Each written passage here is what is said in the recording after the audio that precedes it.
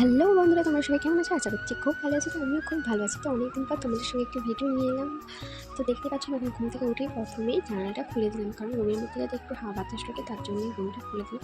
তো এখন যা বৃষ্টির বাজার, তোমাদের ওখানে কোথায় কেমন বৃষ্টি হচ্ছে জানি, আমাদের এখানে তো খুবই বৃষ্টি হচ্ছে, জামা কাপড় তো শুকাচ্ছেই না, তার জন্যই এই অবস্থা, রুমের মধ্যে জামা কাপড় মেলা।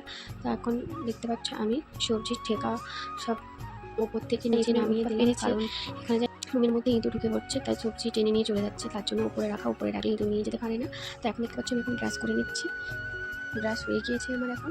তো এখন আমি ঘুম থেকে উঠে প্রথমে চুলটা আঁচড়ে নিই, আজকে আঁচড়ানো হয়নি, তো এখন চুলটা আঁচড়ে নিচ্ছি। ঘুম থেকে উঠে চুলটা নেওয়া আঁচড়ালে আমার ভালো লাগে না, তাই চুলটা আঁচড়ে নিচ্ছি। বন্ধুরা আমার মতো কে কে আছো কমেন্ট করে কিন্তু জানিও। তো চুলটা আঁচড়ে নিচ্ছে, দেখতে পাচ্ছ চুলটা পাকিয়ে গিয়েছে, খোপা খোলা ছিল বলে চুলটা এখন আমি ভালো করে আঁচড়ে নিয়েছি।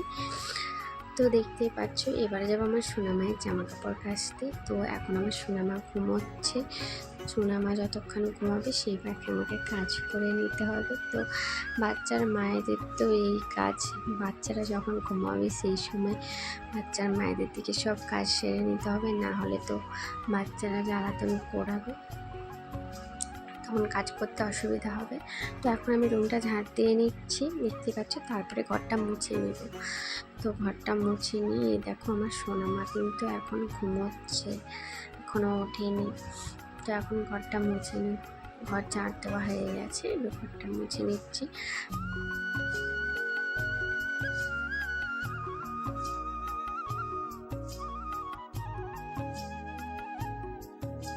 আমি স্নান করে চলে এসেছি, এখন দেখতে পাচ্ছ আমি এখন সোনামার জন্য জল গরম বসিয়েছি। তো সোনামাকে কিন্তু ফোটানো জল খাওয়াই, এমনি নর্মাল জল আমি খাওয়াই না, ওর নালে পেট খারাপ হয়ে যায় এমনি নর্মাল জল খাওয়ালে, তার জন্য ফোটানো জল খাওয়াই। এই দেখো এখন সোনামা আমার ঘুম থেকে উঠে পড়েছে, এবারে সোনামার দুষ্টমিটা দেখো। মানু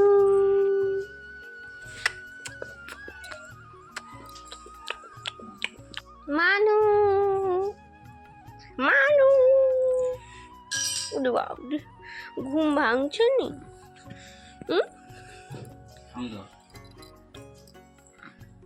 ওরে বাবরে,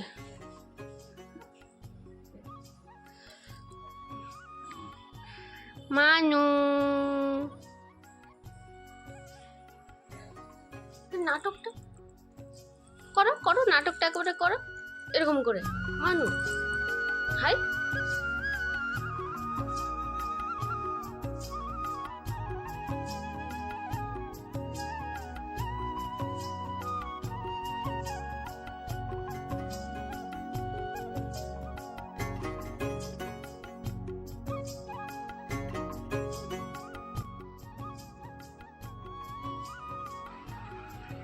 তো এইদিকে আমার জল গরম করে ফ্ল্যাক্সে ভরা হয়ে গিয়েছে, এখন চলে এসেছে কলমি শাক বাছতে। তো সোনার পাপা কালকে কলমি শাক এনেছিল, সেটা এখন বেছে নিচ্ছি ভালো করে। তো আজকে কলমি শাক ভাজা হবে।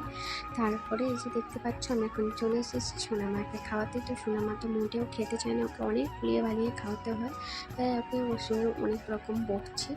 তো সোনামাকে খাইয়ে চলে এসেছি রান্না করতে। তো এই যে দেখতে পাচ্ছ আমি এখন ডাল বসিয়ে দিয়েছি, প্রথমে ভাত বসাইনি, কারণ ভাত সোনার পাপা যখন আসবে ভাত ঠান্ডা হয়ে যাবে, তাই ভাতটা আমি প্রথমে করি না, পরে করি। তো বন্ধুরা এখন ডালটা আমি সরিয়ে নেব। তো আজকের মতো তোমাদের সঙ্গে এইটুকুই ভিডিও শেয়ার করতে পারলাম। তো ভিডিওটি কেমন হয়েছে প্লিজ কমেন্ট করে কিন্তু জানিও। তো পরের ভিডিওটি আবার দেখা হবে।